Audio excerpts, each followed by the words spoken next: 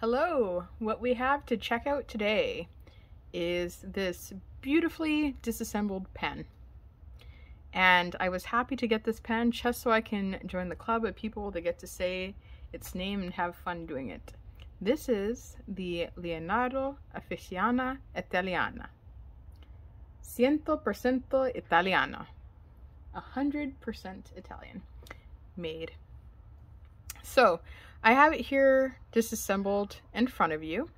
I was actually able to acquire this pen secondhand through Virtual Pen Show, and I'd like to say thank you to Kathleen for the very pleasant transaction that we had together. And I think it's really great that pens that have had a previous owner can have a new owner and continue to be used and loved. So I'm very happy to have this pen, and I look forward to talking about it and assembling it and writing with it. So I'm going to move this out of the way, and we're going to assemble this and do a writing sample and all that together.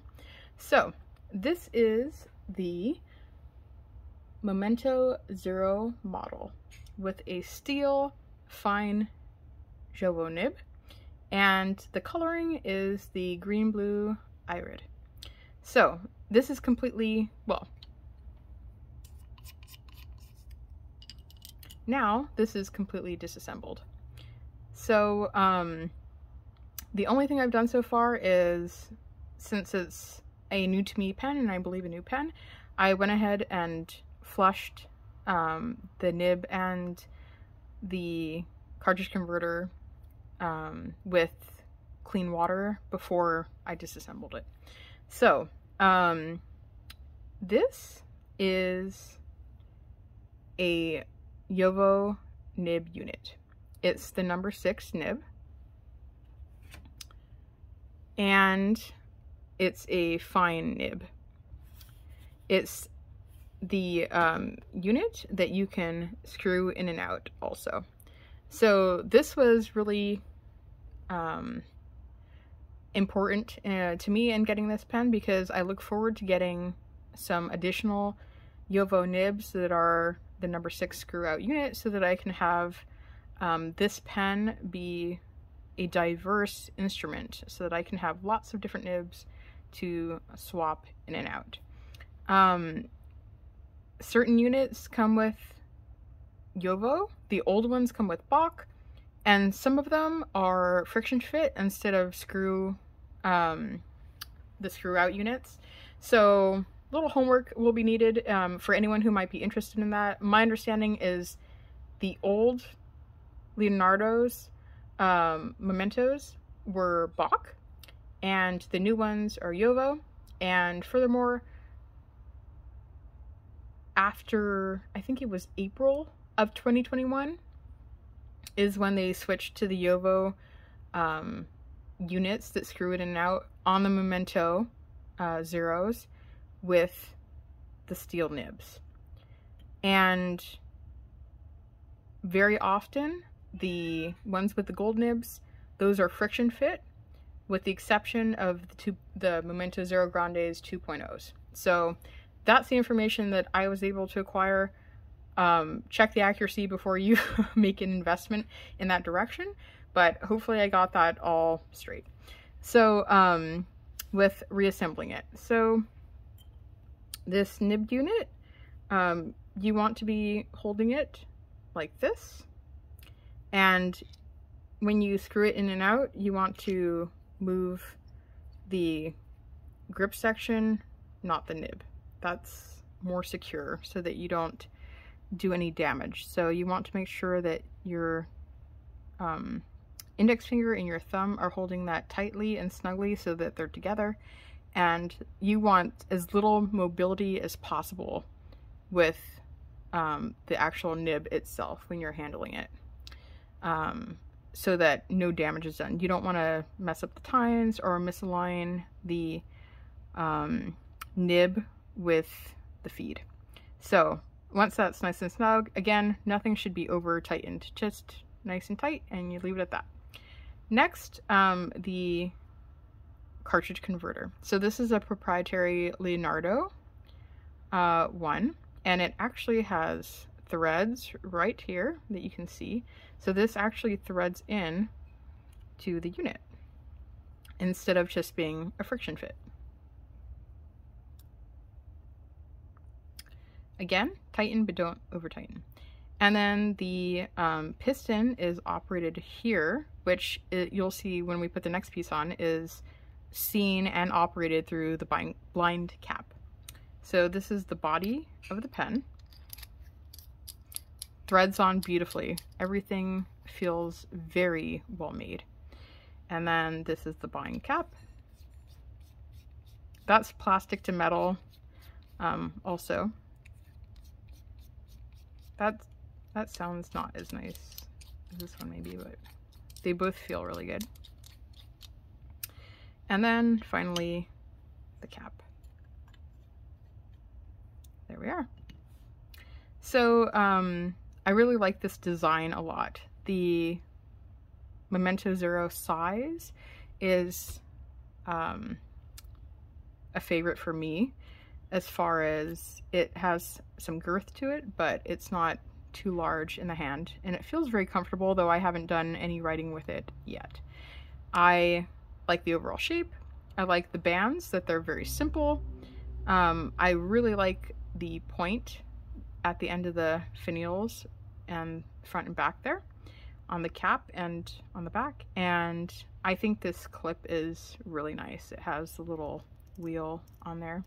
It's actually, you know, meant so that when you slide it in and out, it's with ease, but I think that the design element looks very nice, and I think Leonardo did a nice job with it. I'm going to give you a close look at this fine nib and how to identify what size it is. Let me just get the loop. All right, so right here on the side of the nib, it will say what size it is. So this one has F for fine. And then we can take a look at the nib here. I always like looking at the grinds because they're all rather unique.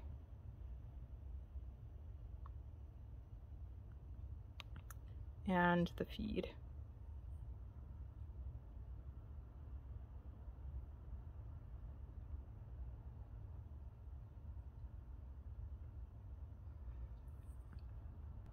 Another point that I want to focus on today is filling a fountain pen. So I was thinking about what ink I want to use to ink this up for the first time, and I decided I'm gonna, just for the color match really, I'm gonna go with this Pelikan Edelstein Aquamarine. And there's several ways to fill up a cartridge converter pen. So I want to just go over some of the ways to do that and the benefits of them. So first of all, there's probably the most obvious and simple way, or most direct anyway, and that's simply to fill it right through the nib unit. So you would submerge the pen into the ink and operate, so we would take this off, the bind cap, and operate the converter so that we could fill this pen with ink. So obviously also there's the option of removing the barrel and operating the cartridge converter without the body so you can see the ink going up. So submerge probably about the breather hole or so, and then make sure it's all the way down, and then operate it to the fill that you desire. That's pretty direct. I seldom personally fill this way just because I don't like getting everything all inky. The nice thing about it is that the nib would be primed because it is full of ink after you've done that. So since that's pretty simple and direct, we're not going to go that route with the demonstration today. Rather, we'll go over 2 other ways to do it instead. And I think I can demonstrate both. So the first one would be to take the converter and actually submerge that into the ink. So go about that deep, and then you can operate the piston and draw the ink up. I'm going to do it halfway. There we go. And then at this point, all you would have to do is wipe off the tip of it. You could carefully operate it all the way down. I would say if you're filling this all the way, just fill it to the top of the converter to here. Leave a little bit of room of an air gap so that when you put this cartridge converter back in, and where the point of that feed is inside the pen, if it's absolutely full, when you go like this, ink will expel all over the place. So just leave a little bit of an air gap so that that doesn't happen. So the other way to do it, and I'm just going to take a little bit of ink out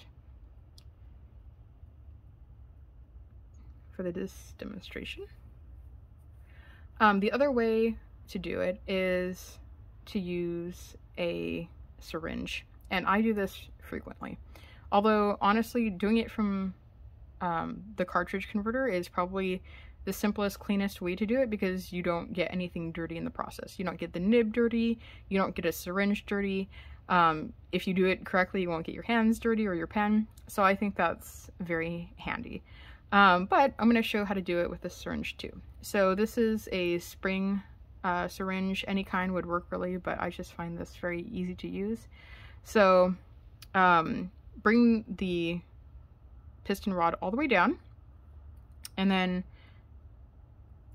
empty the syringe this way so that when you put it in, you can fill it. Then put the needle into, these are blunt needles, by the way, on these syringes, into the cartridge, and slowly expel the ink in.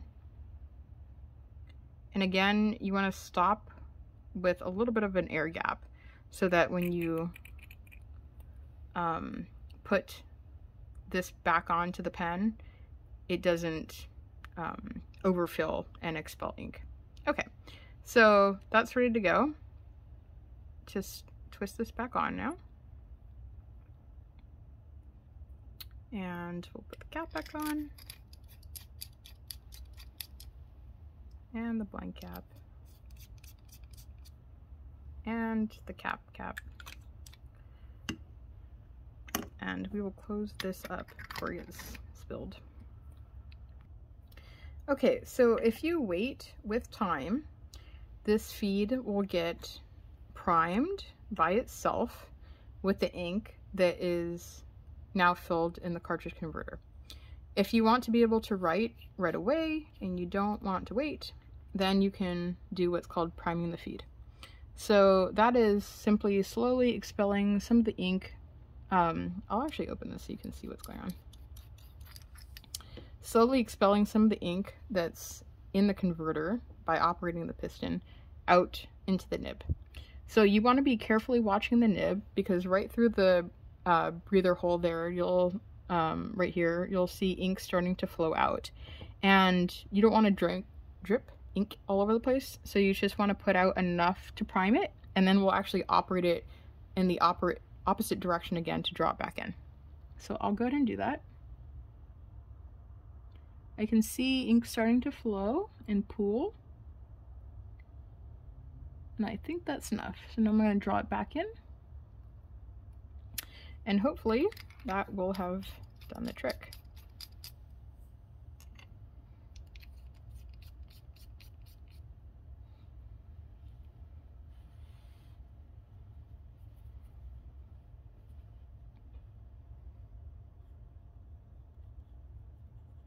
Okay, I'll have to try that one more time. Okay, I actually did have some trouble getting this to write for the first time. So I went ahead and did the dip filling and expelled all the ink out, started over again. Now that seemed to prime the feed more properly. I've actually never had that challenge before, but you gotta do what you gotta do. So let's go ahead.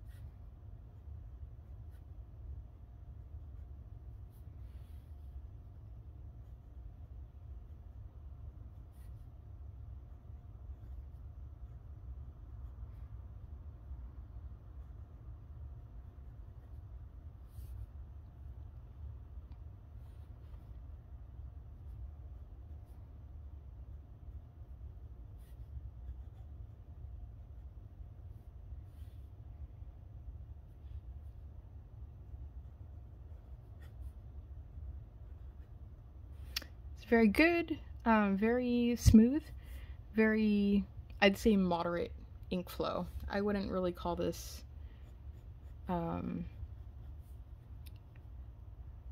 maybe a little bit on the generous side. Moderate to slightly wet.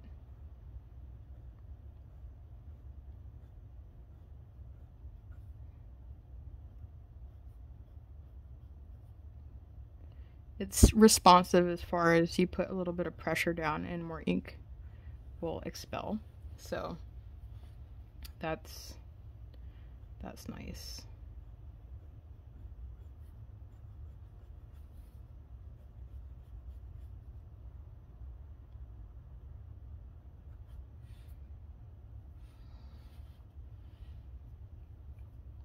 And the ink color. So this is the Pelican Riedelstein Aqua Marine.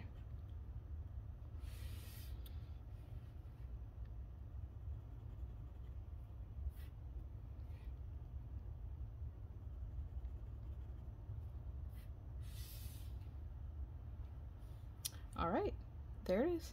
It does feel comfortable. I'm looking forward to being able to use this pen for some longer writing sessions and see how it feels in the hand, how it performs.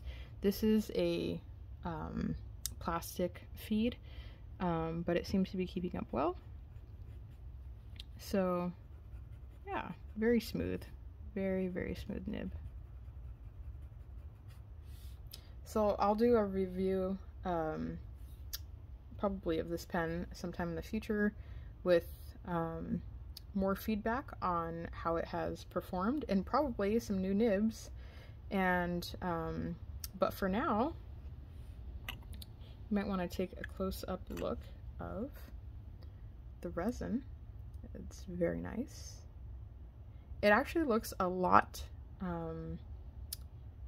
more pleasing to the eye in person, which I think is generally how these things go with any material pen. It always looks better in person than it does in the camera. But I'm really enjoying the color. Definitely more of a green than blue, but the coloring is really nice, and I like the gold accents on that also. So that is it for today, and thank you for watching this video on the Leonardo Officina Italiana Momento 0.